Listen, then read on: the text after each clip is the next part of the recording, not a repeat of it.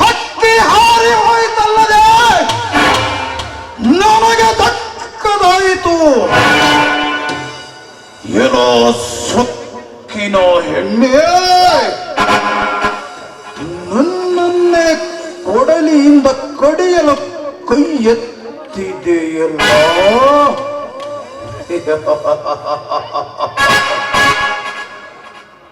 ಈ ಸಾಹುಕಾರ ಸಂಗಪ್ಪ ಕಣ್ಣಿಟ್ಟ ಹೆಣ್ಣನ್ನು ಎಂದೂ ಬಿಟ್ಟಿಲ್ಲ, ಬಿಡುವುದೂ ಇಲ್ಲ. ಏನೋ ಹೆಣ್ಣೆ, ನೀನೆಷ್ಟು ದೂರ ಓಡಿ ಹೋದರೂ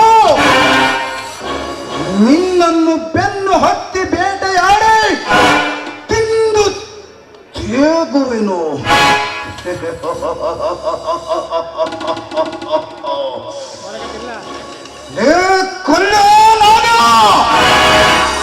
ಎಲ್ಲಿರುವುದೇ ಮಕ್ಕಳು?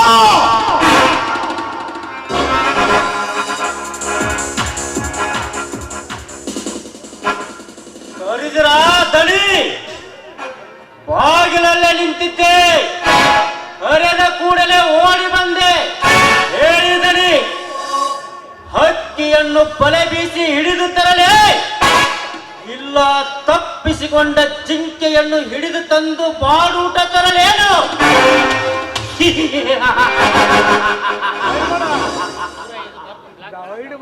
ಅಲ್ಲ, ಇವು ಸಂಗಪ್ಪ ಏನಾರ ಇವ್ರು ಜೋಕ್ಮಾರ್ ಉಣಿಯಾಗ ಆಡ್ದಾಳ ಅನ್ಸುತ್ತೆ. ಯಾವಾಗ ನೋಡಿದ್ರು ಒಂದು ಬಾಯಾಗ ಹೆಣ್ಣು ಹೆಣ್ಣು ಹೆಣ್ಣು ಹೆಣ್ಣಿನ ಕುಲಕ್ಕೆ ಒಬ್ಬ ಹುಣ್ಣು. ಏನಂದಲೇ ಮಗನೇ? ಲೇ ಕಲ್ಲೇಸಿ, ಇವತ್ತೇನಾದ್ರೂ ನೀನು ಇಲ್ಲಿ ಶಕುನಿಯ ಕುತಂತ್ರ ಹೂಡಿದ್ರ ಮಗನ, ಈ ನಾಗನ ಕೈಯಿಂದಲೇ ನಿನ್ನ ಪ್ರಾಣ ಹಾರಿ ಹೋಗುತ್ತಿವತ್ತು. ಏನಿಲ್ರಿ ದಣ್ಯರ, ಕುಡಿಲಾರ್ದಕ್ಕ ತಲೆನ ಓಡವ. ಸ್ವಲ್ಪ ಮುಂಜಾನೆ ನದ್ದು ಗಾಣಿಗರ ಕಾಕಪ್ಪ ಹಂಗ ಎಣ್ಣೆ ಹಾಕಿದ್ನಂದ್ರೆ ಹುರುಪ್ ಇರ್ತಿತ್ತು.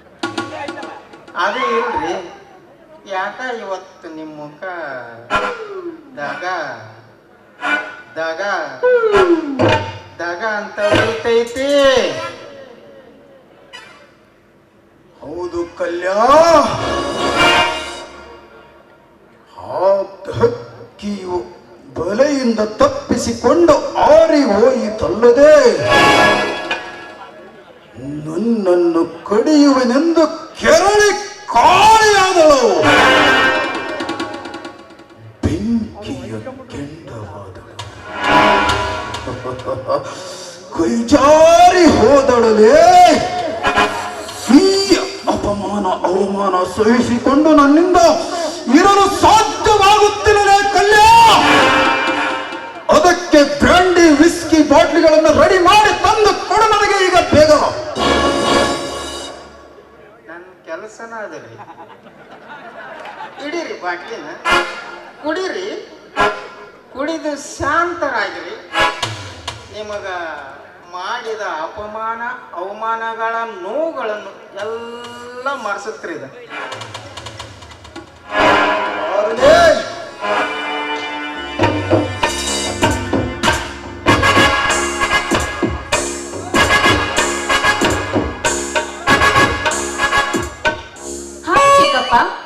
ಇದೇನಿದು, ಇಷ್ಟು ಬೇಗ ಕುಡಿತಿರುವಿರಲ್ಲ?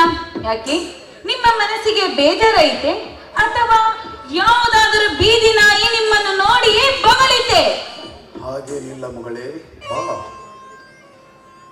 ನೀನು ಈ ನಿನ್ನ ಚಿಕ್ಕಪ್ಪನು ಸಿಂಹದಂತೆ. ಮಗಳೇ, ನಿನ್ನನ್ನು ಬೆಳೆಸಿರುವನು ಹುಲಿಯಂತೆ. ನಾವು ಖರ್ಚಿಸಿದರೆ ವೈರಿಗಳ ಎದೆ ನಡಗಬೇಕು. ನಮ್ಮನ್ನು ಕೆಣಕಿದ ವೈರಿಗಳು ಈ ನನ್ನ ನಾಗನ ಬಂದೂಕಿನ ಗುಂಡಿಗೆ ಬಲಿ ಆದಂತೆ. ಯಾಕಲೇ ನಾಗ?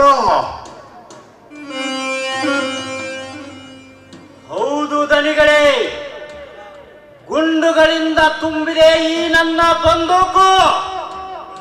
ನನ್ನ ಬಂದೂಕನ್ನು ಕಂಡರೇ ವೈರಿಗಳ ಎದೆ ನಡುಗಿತು.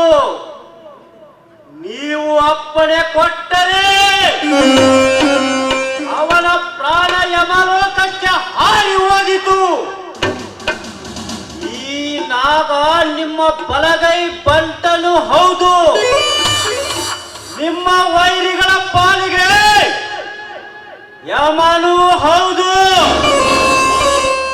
ಮೆಚ್ಚಿದೆ ನಾಗ ನಿನ್ನ ಸ್ವಾಮಿ ನಿಷ್ಠೆಗೆ. ಅಂದ್ರೆ ಈಗ ಆ ಕಲ್ಲೇಶಿ ನಮ್ಮ ಪಾಲಿಗೆ ಶನಿ ಆದನೆ. ಗಡಿಗಳ ಮಾತು ಎಂದೂ ಮೀರುವುದಿಲ್ಲ ತಾಯಿ. ನಾನು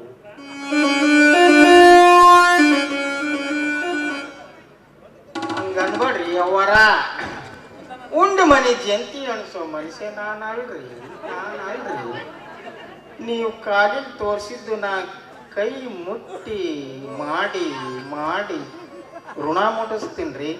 ಹೇಳ್ರಿ, ನೀವು ಕುಡಿತ್ರಂದ್ರೆ ಹೇಳ್ರಿ, ಗ್ಲಾಸ್ ಹಾಕಿ ಕೊಡ್ತೀನಿ.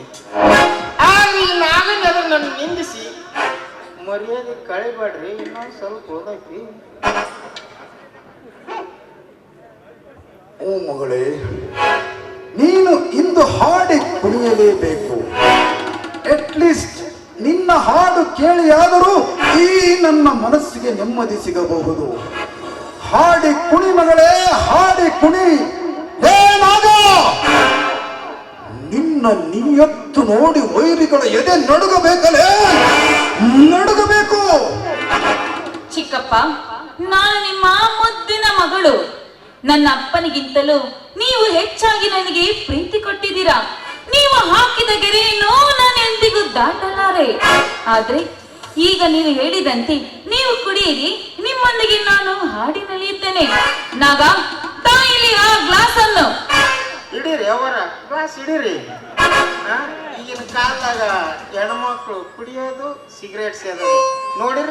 ಹೊಸ ವರ್ಷ ಬಂದ್ರೆ MG ರೋಡ್ನ್ಯಾಗ ಹೆಂಗ ತೇಲಾಡ್ತಿರ್ತಾವ. ಒಳಗೆ ಸೇರಿದರೆ ಗೊಂಡು ಆಗುವಳ ಗಂಡು ನಿಂತ ಮೇಲಿದೆ.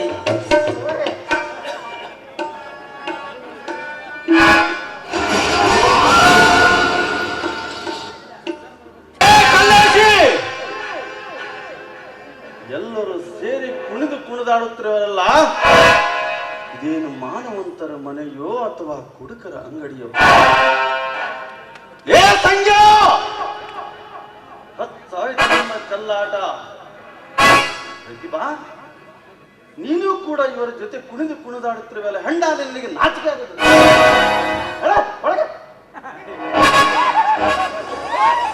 ಏ ಮೋಸಗಾರ, ನಿನ್ನ ಹಾದರ. ಏ ಮೋಸಗಾರ, ನೀನೊಬ್ಬ ನರನಾಗರ. ಹೌದು, ನಾನೊಬ್ಬ ನರನಾಗರ. ಈ ದೇಹವೇ ವಿಷದ ಘನಘೋರ ವಿಷದ ಸಾಗರ. ನಾನು ಕೆರಳಿದ ಅವಳಿ ಸರ್ಪವಿದ್ದಂತೆ.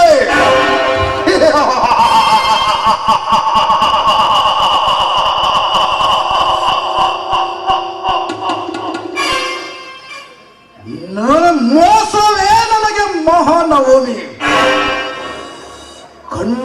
ಕಂಡ ಹೆಣ್ಣುಗಳ ಮೈ ಸುಖ ಉಂಡು ಆಚರಿಸುವುದೇ ನನಗೆ ವಿಜಯದಶಮಿ. ಅಣ್ಣ, ಧರ್ಮ ನನ್ನ ಕೈಯಲ್ಲಿ ಇಂದು ದಿಕ್ಕುಪಾಲಾಯಿತು. ಸತ್ಯ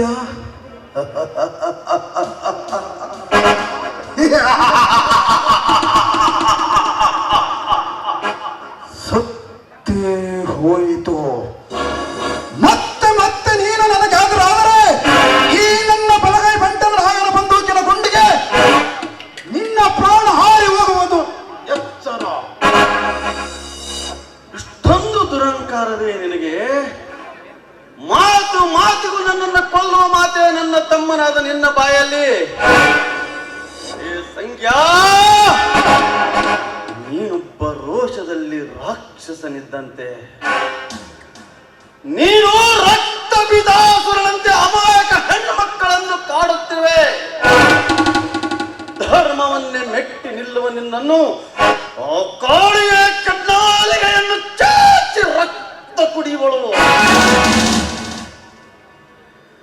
ನಿನ್ನಿಂದ ನಮ್ಮ ಬದುಕು ನರಕವಾಗುತ್ತದೆ. ಏಕೆ ಹೀಗೆ? ಎಲ್ಲಿಯವರೆಗೂ ಹೀಗೆ?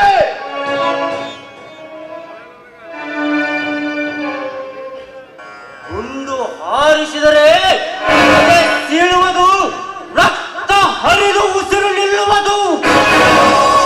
ದಾನಿಗಳೇ, ಆಳ್ಬೇಕಂತ ಬರ್ಯಾರ ಕೈಯಾಗ. ಸಾಯಿಸಿ ಬಿಡು ನನ್ನನ್ನು, ಸತ್ತು ಹೋಗುವೆ ಇಲ್ಲೇ.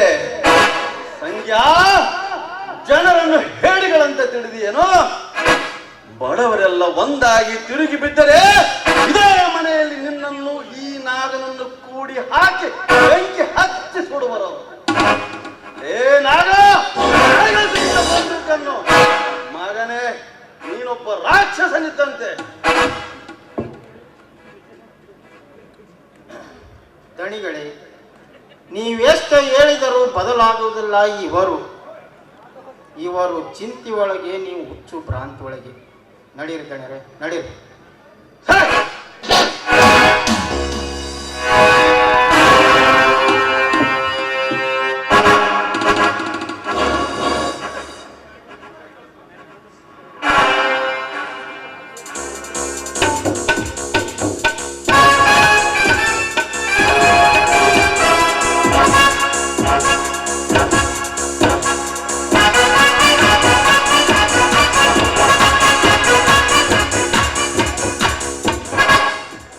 ದಣ್ಯರು ಹೋಗಿದ್ದಾರೆ. ಆದರೆ ಇದೇ ಸಮಯದಲ್ಲಿ ಮಹಾದೇವ ತನ್ನ ಮಕ್ಕಳೊಂದಿಗೆ ಬಾಗಿಲಲ್ಲಿ ನಿಂತಿದ್ದಾನೆ. ನೀವು ಕರೆದು ಬಾ ಅಂದರೆ ಕರೆದು ತರುವೆ, ಇಲ್ಲಂದರೆ ಮರಳಿ ಕಳಿಸುವೆ. ಹೌದೇ? ಇವರ ಮೂರ್ಖ ಹೋದರೆ ಹೋಗಲಿ, ಅವರೆಲ್ಲರನ್ನು ಕರೆದುಕೊಂಡು ಬಾ.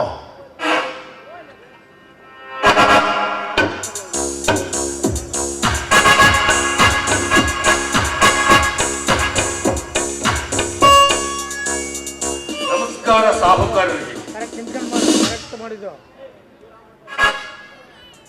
ಓಹೋ ಮಹಾದೇವ,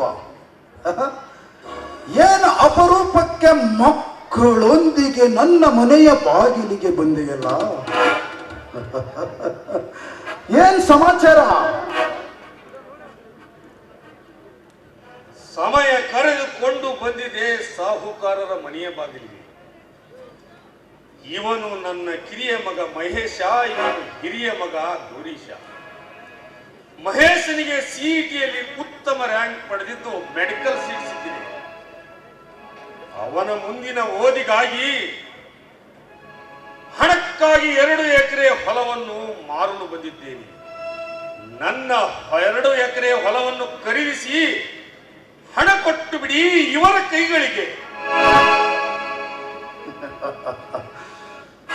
ನಾನು 2 ಎಕರೆ ಹೊಲವನ್ನು ಖರೀದಿಸುವುದಿಲ್ಲ. ಕೊಟ್ಟರೆ 4 ಎಕರೆ ಹೊಲವನ್ನು ಖರೀದಿಸಿ ಆ ಹೊಲದಲ್ಲಿ ಫ್ಯಾಕ್ಟರಿಯನ್ನು ಕಟ್ಟುವೆ.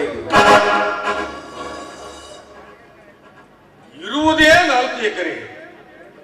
4 ಎಕರೆಯನ್ನು ಖರೀದಿಸುವುದೆಂದರೆ ನಾವೇನು ಮಾಡೋಣ, ಎಲ್ಲಿಗೆ ಹೋಗೋಣ? ದಯಮಾಡಿ ಹಾಗೆ ಹೇಳಬೇಡಿ.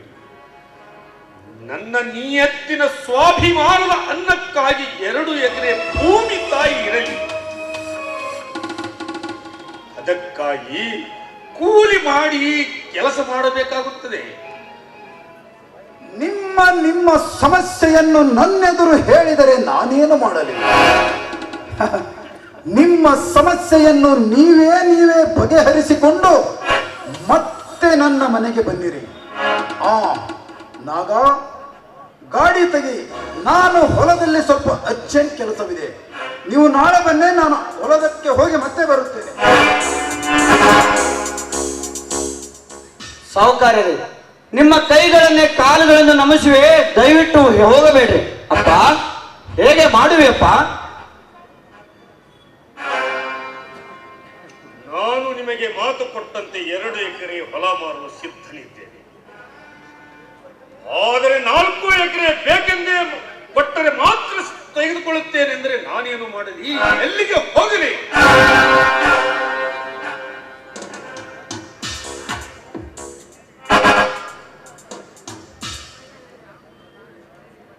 ಗೌರೀಶ, ನಿಜ ಹೇಳಲೇನೋ, ನಿನ್ನೆ ನಾನು ತೋಟದ ಮನೆಯಿಂದ ಮನೆಗೆ ಬರುವಾಗ ದಾರಿಯಲ್ಲಿ ನಿಮ್ಮವ್ವ ಕಂಡಳು. ಸಾಹುಕಾರರೇ, ನಾಳೆ ನನ್ನ ಗಂಡನ ಮಕ್ಕಳೊಂದಿಗೆ ನಿಮ್ಮ ಮನೆಗೆ ಹೊಲ ಮಾರಲು ಬರುವನು. ದಯವಿಟ್ಟು ಹೊಲವನ್ನು ಖರೀದಿ ಮಾಡಿಕೊಳ್ಳಬೇಡಿ ಸಾಹುಕಾರರೇ ಎಂದು ನನಗೆ ಕೈ ಮುಗಿದು ಕಾಲು ಹಿಡಿದು ಅಂಗಲಾಚಿ ಬೇಡಿಕೊಂಡಳು.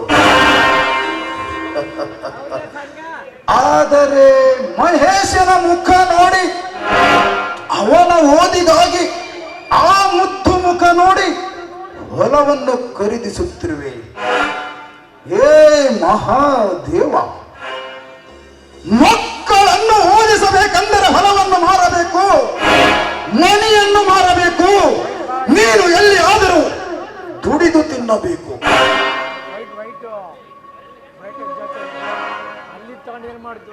ಸುಳ್ಳು ಮಾತನಾಡಿ ತಾಯಿ ಮಕ್ಕಳ ಮಧ್ಯೆ ವಿಷ ಬೀಜ ಬಿತ್ತಿ ಸಂಬಂಧ ಹರಿದು ಮನೆ ಮುರಿಯುವಂತೆ ಮಾಡಬೇಡಿ. ಮಕ್ಕಳಿಗಾಗಿ ತನ್ನ ಪ್ರಾಣವನ್ನೇ ಕೊಡುವಂತಹ ಪವಿತ್ರ ಗಂಗೆ ಅವಳು.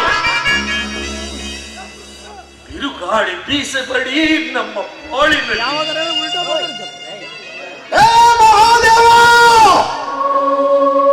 ನನ್ನ ಮನೆಗೆ ಹೊಲ ಮಾರಲು ಬಂದ ನಾಯಿ ನೀನು. ನನಗೆ ಬುದ್ಧಿ ಮಾತುಗಳನ್ನು ಹೇಳುತ್ತಿರುವೆ ಆ ಮಗನೇ. ಯಾರಿಗೆ ಬೇಕಾಗಿದೆ ನಿನ್ನ ಹೊಲ? ಏ ಗೌರೀಶ, ಹೊರಡಿ ಇಲ್ಲಿಂದ. ಲೇ ನಾಗ, ಹೊತ್ತುವರ ಹಾಕುವರೆಲ್ಲರನ್ನು. ಇಲ್ಲಿಂದ ಹೋಗ್ತಿರೋ ಇಲ್ಲ ಒದ್ದು ಕಳಿಸ್ರು. ನಡೀರಿ ಇಲ್ಲಿಂದ. ಸಾಹುಕಾರರ ಅಪ್ಪಣೆ ಆಗಿದೆ ನನಗೆ. ಸಾಹುಕಾರರೇ, ನಮ್ಮನ್ನು ಹೊರ ಹಾಕಬೇಡ್ರಿ, ನಿಮ್ಮ ಕಾಲಿಗೆ ಬೀಳ್ತೀನಿ. ನೀವು ಹೊಲ ಖರೀದಿ ಮಾಡಿದ್ರೆ ಮಾತ್ರ ನಾನು ಡಾಕ್ಟರ್ ಆಗ್ತೀನಿ. ನನ್ನ ಪಾಲಿನ ದೇವರಾಗಿರಿ. ನಮ್ಮಪ್ಪನಲ್ಲಿ ತುಂಬಿದೆ ಬರೀ ಅಹಂಕಾರ. ಅಪ್ಪ, ಸಾಹುಕಾರ ಸುಳ್ಳು ಹೇಳುವರೇನೋ? ಏ ಅಪ್ಪ, ನಾಟಕ ಮಾಡುತ್ತಿರುವರು ನೀವು ಗಂಡ ಹೆಂಡತಿರು ಇಬ್ಬರು. ನಮ್ಮ ಪಾಲಿನ ಹೊಲವನ್ನು ನಮಗೆ ಇಲ್ಲೇ ಹಂಚಿಬಿಡಿ. ಮಹೇಶನ ಪಾಲಿನದ ಅವನ ಓದಿಗಾಗುತ್ತದೆ, ನನ್ನ ಪಾಲಿನದು ನನ್ನ ಬದುಕಿಗಾಗುತ್ತದೆ. ಸಾಹುಕಾರರೇ, ಅಡ್ವಾನ್ಸ್ ಹಣ ಕೊಡಿ, ಸಹಿ ಮಾಡಿಸಿಕೊಡುತ್ತೇವೆ. ಸುಮ್ಮನೆ ನಿಂತೆ ಹೇಗೆ ಅಪ್ಪ? ಅಣ್ಣ ಹೇಳಿದ್ರೆ ಕೇಳ್ತದೆ ಅಣ್ಣ ನಿನಗ? ಮಕ್ಕಳಿಂದ ಬಡಿಸಿಕೊಂಡೆಲ್ಲ ಸಹಿ ಮಾಡುವೆ ನೀನು? ಈ ಆಸ್ತಿ ನೀನಾಗಲಿ ನಿನ್ನ ಹೆಂಡತಿಯಾಗಲಿ ದುಡಿದು ಗಳಿಸಿದ್ದಲ್ಲ, ಇದು ಹಿರಿಯರು ಗಳಿಸಿದ ಆಸ್ತಿ. ಇದರಲ್ಲಿ ನಮಗೂ ಹಕ್ಕೈತಿ. ನೀನು ತಂದಿ ಅಲ್ಲಪ್ಪ, ತಂದಿ ಅಲ್ಲ ನೀನು, ನನ್ನ ಪಾಲಿನ ಹಂದಿ ನೀನು. ಮಾಡು, ಸುಮ್ಮನೆ ಮಾಡು ಸಹಿಯನ್ನು.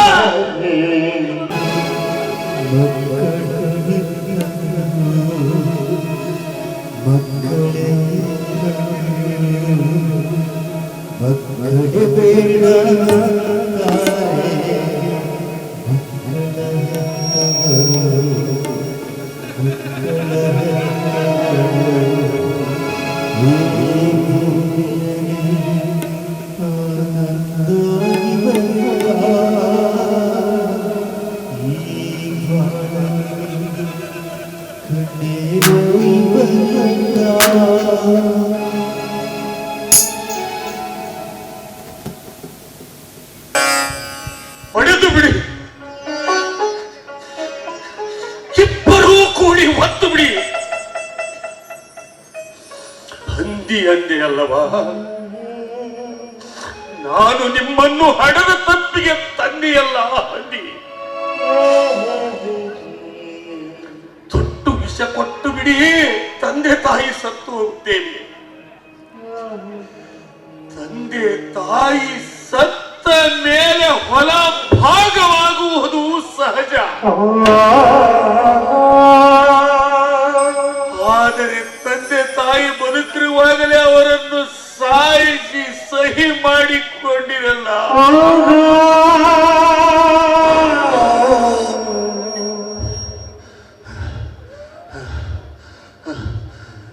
ನಮ್ಮ ತಂದೆ ತಾಯಿಯ ಪ್ರೀತಿ ನಂಬಿಕೆಯನ್ನು ಕಳೆದುಕೊಂಡ ಕರುಳಿಲ್ಲದ ಮೂರ್ಖರು ನೀವು.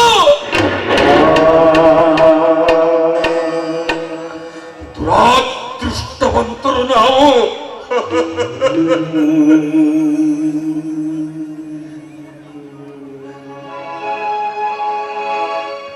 ಮಾದೇವಣ್ಣ, ಮಕ್ಕಳು ಸಣ್ಣವರು ಇರೋವರೆಗೂ ನಿಮ್ಮ ಉಡಿಯಲ್ಲಿ, ದೊಡ್ಡವರಾದ ಮೇಲೆ ವಿಧಿಯ ಬಲೆಯಲ್ಲಿ.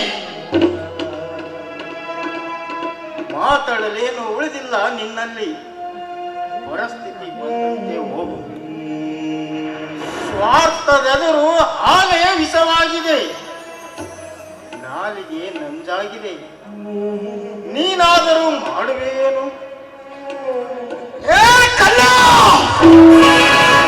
ಮಗನೇ, ನಿನಗ ಜೀವನ ಬೇಡಾಗೈತೆ ಇಲ್ಲಿ. ಏ ನಾಗ, ಚಾಟಿಯಿಂದ ಹೊಡೆದು ನನ್ನ ಮನೆಗೆ ನಾನು ಸಾಕಿದ ನಾಯಿ ನನ್ನ ವಿರುದ್ಧವೇ ಹೊಗಳುತ್ತಿದೆ. ಹೊಡೆಯುವನಿಗೆ ದಯಮಾಡಿ ಹೊಡೆಯಬೇಡಿ.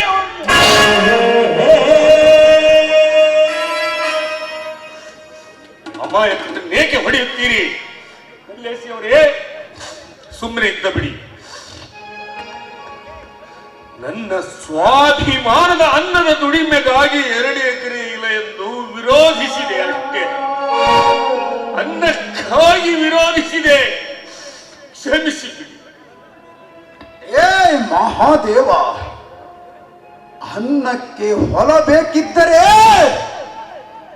ನಿನ್ನ ಹೆಂಡತಿಯನ್ನು ನನ್ನ ಮನೆಯ ಕಸ ಮುಸುರಿ ಮಾಡಲು ಹಚ್ಚು. ನೀನು ನನ್ನ ತೋಟದಲ್ಲಿ ನೀರು ಕಟ್ಟು. ಲೇ ಕಲ್ಯಾಣ, ಹಣ ಕೊಟ್ಟು ಕಳುಹಿಸುವವರನ್ನು. ನಾನು ಹೇಳಿದ ದಿನದಂದೇ ಹೊಲವನ್ನು ನನ್ನ ಹೆಸರಿಗೆ ಖರೀದಿ ಮಾಡಿಸಿಕೊಡಬೇಕೆಂದು ಹೇಳಿ ಕಳುಹಿಸು. ಏ ಗೌರೇಶ, ನಿನ್ನ ಹೊಲದ ಪಾಲನ್ನು ನೀನು ನನ್ನಲ್ಲಿಯೇ ಬಿಟ್ಟರೆ ಮುಂದೆ ನಾನು ಕಟ್ಟುವ ಫ್ಯಾಕ್ಟರಿಯಲ್ಲಿ ನಿನ್ನನ್ನು ಪಾಲುದಾರನನ್ನಾಗಿ ಮಾಡಿಕೊಳ್ಳುತ್ತೇನೆ. ವಿಚಾರ ಮಾಡಿ ಹೇಳು. ಇಷ್ಟು ಹೇಳಿದ ಮೇಲೆ ನನ್ನಂತ ಅದೃಷ್ಟವಂತ ಇನ್ಯಾರು? ನಮ್ಮಿಬ್ಬರ ಪಾಲಿನ ದೇವರು ನೀವು, ತಂದೆಗಳಿಗಿಂತ ಮಿಗಿಲಾದ ಬಂಧುಗಳು ನೀವು. ತಮ್ಮ ಬರೇ ಮಾತನಾಡಿದರೆ ಏನಾಯ್ತು? ಸಾಹುಕಾರರಲ್ಲಿ ಕೈ ಮುಗಿದು ಕೇಳಮ್ಮ. ಅಪ್ಪ, ಅವ್ವ ಸಾಹುಕಾರ ಮನೆಗ ಮುಸ್ರಿ ತಿಕ್ಲಿ, ನೀನು ಸಾಹುಕಾರ ಹೊಲ್ದಾಗ ಹೋಗಿ ನೀರು ಕಟ್ಟೋಳಪ್ಪ.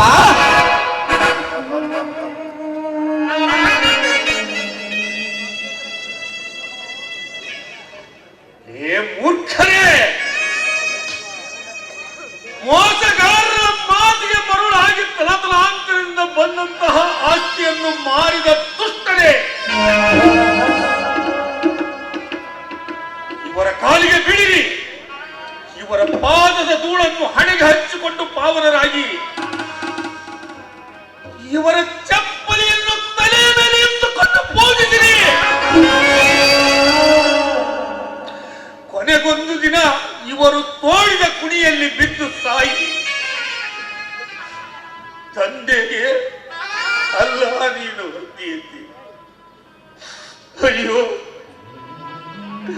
ಅಯ್ಯೋ, ಇದೆಯೇ ನನ್ನ ಹೆಂಡತಿ ಅವರ ಮನೆಯಲ್ಲಿ ಮುಸುರಿ ತಿಕ್ಕಬೇಕು, ನಾನು ನೀರು ಕಟ್ಟಬೇಕು. ಎಂತ ಅವಿವೇಕಿ ಮಕ್ಕಳಲ್ಲಿ ನೀವು.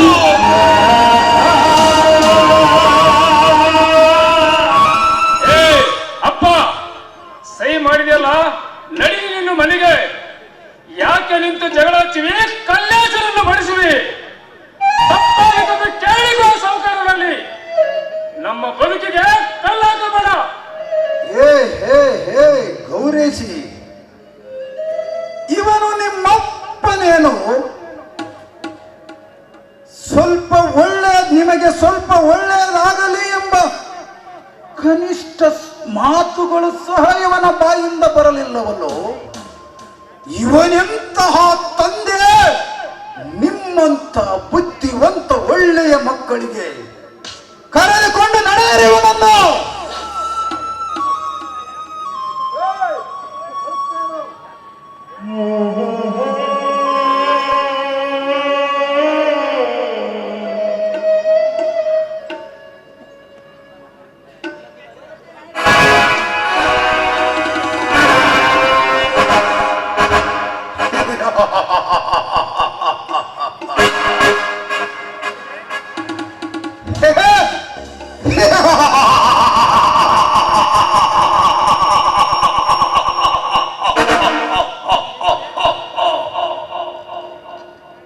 ನೋಡಿದೆಯಾ ಕಲ್ಲೇಸಿ, ಈ ಬಣ್ಣ ಬಣ್ಣದ ನೋಟುಗಳು ಮನುಷ್ಯನನ್ನು ಹೇಗೆ ಬದಲಿಸುತ್ತದೆ ಎಂಬುದನ್ನು, ರಕ್ತ ಸಂಬಂಧವನ್ನೇ ಹರಿದು ರಕ್ತಪಾತ ಮಾಡಿಸುತ್ತವೆ.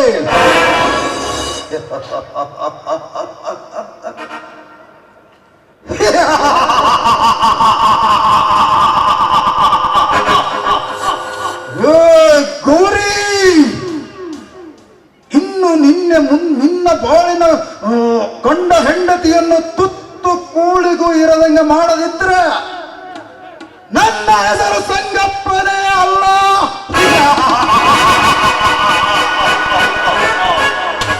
ನಡಿಲೇ ಕಲ್ಲೇಸಿ, ಒಳಗಡೆ ಹೋಗಿ ಇನ್ನೂ ಕುಡಿಯೋಣ.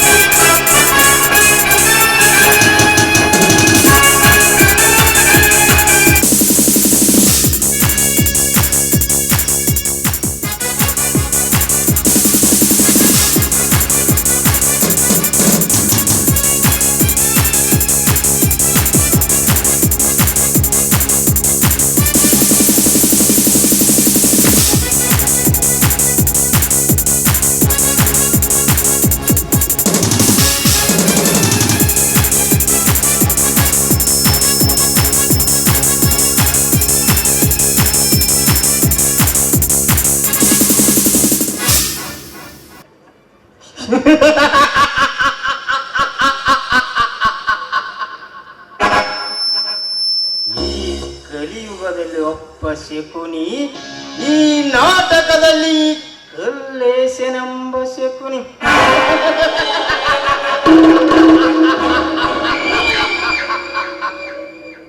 ಈ ಕಲ್ಲೇಸಿ ತಾಳಕ್ಕೆ ತಕ್ಕಂತೆ ಕುಣಿದು ಕುಣಿದು ಕುಣಿದು ಬಳಸಬೇಕು ಎಲ್ಲ ಪಾತ್ರಗಳು. ಲೇ ಸಂಗಪ್ಪ ಸಾವುಕಾರ,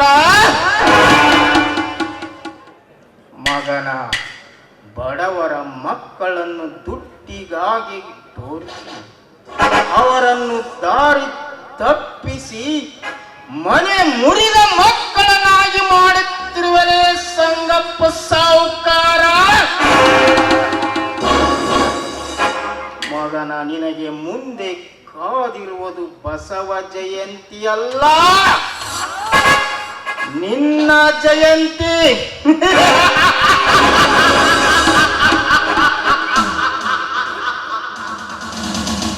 ನಿನ್ನ ಜಯಂತಿ.